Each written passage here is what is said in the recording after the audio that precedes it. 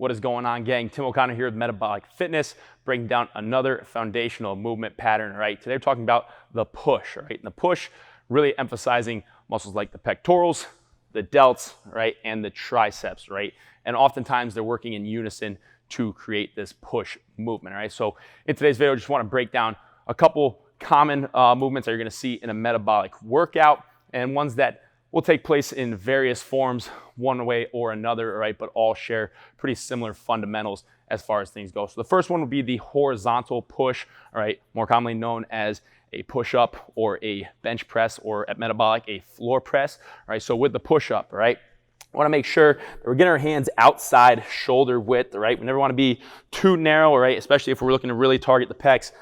Somewhere just outside shoulder width, right? Getting to the top of the push-up, right? Well, I want to be protracted at the top of a push-up. I don't want to be relaxed. I don't want to be passive through those shoulders, right? I want to engage my serratus, which is the muscle, right, that runs right here along the rib cage, right, and helps in stabilizing the shoulder blade as you protract, all right? So that's where we're getting here to start pushing up away from the floor. Now, as I drop into this push-up, I'm going to allow my shoulder blades to pull back and together, right? Retracting and depressing my scapula, keeping my core tight, keeping my hips up all the while, all right? And then again, as I push through, my shoulder blades are now separating again, protracting and coming back around my body, right? So again, as I'm coming back, my shoulder blades should be coming together, right? And as I'm pushing away from the ground, my shoulder blades should be swinging around to the side of my body, right? Protracting and helping to stabilize that shoulder as I go, right? Couple common errors you're gonna see with push-ups, right? Simply arise from the hand placement originally,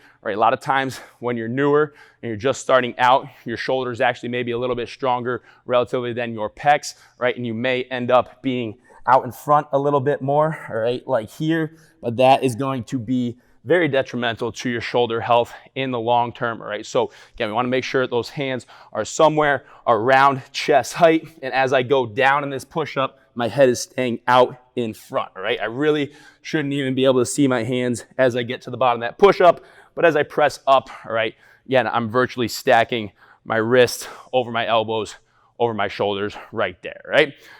Similar press, right? Another horizontal press pattern is our floor press. So we'll be doing this with dumbbells in a number of different ways, but grabbing those dumbbells, right? We always found that the best way to get them up would be to stack them between your legs, rock yourself back, and use your hips to assist you, right? And it's a very similar pattern to that press off the floor, right? The push-up. So again, I'm protracted at the top. As I start to descend into this rep, I'm allowing my shoulder blades to come together, retracting and depressing, keeping my core tight, right? Typically just a light tap of those elbows on the floor, and then again, pressing and protracting those shoulders as I drive to the top so that I get a nice deep squeeze through my pecs, right? So again, retract at the bottom, protract as you drive to the top and really squeeze through those pecs, all right? That would be the horizontal press, gang, right? Now there's also a vertical press, all right? The overhead press. We do this with dumbbells, we do this with bands. We also do a body weight variation called the Pike Push-Up, all right? The Pike Push-Up is one of my favorites because it offers a great amount of stability in performing this movement that a dumbbell free weight overhead press open chain movement simply cannot, all right? So this is a great beginner exercise if you're new to these movements, all right? Hands somewhere just outside shoulder width, all right? Feet, all right, as wide as you need them to be able to lock your legs out, all right? First cue here now is to tuck my chin.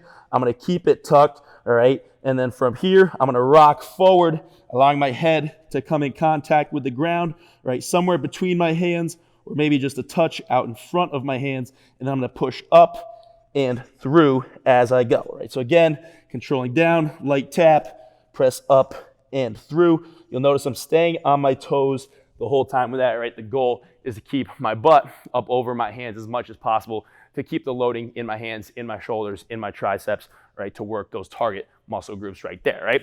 In an overhead press, again, talking scapular movement, your scaps should upwardly rotate, right? So at the bottom of that press, your scaps are down and back, all right? But as I press up, my scapula are going to swing up and around, all right? They're not just gonna flare out, they're gonna come around the side of my body as well. That serratus is going to help engage and make sure that that shoulder blade is staying nice and stable and nice and tight to my body, right? But thinking of that, making sure we get extension up and through so that you're in a nice alignment. All right, compensation here if we're a little bit tight through our lats or tight through our pecs, oftentimes is that we'll lean back so we can achieve arm extension, but we're lacking thoracic extension, which is that upper back, right? So we need to make sure we're mobilizing, right, and getting extension through the upper back as well as obviously through the arms, through the shoulders right there. Again, the dumbbell variation, just a strict dumbbell overhead press, keeping that core tight. Same idea, pressing up and through, right? You'll see,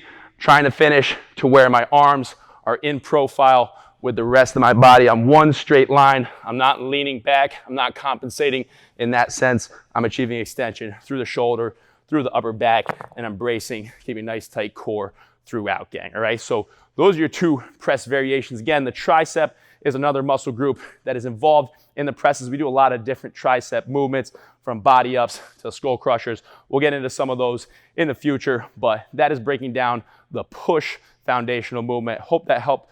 Let me know if I can do anything else for you guys. See you next time.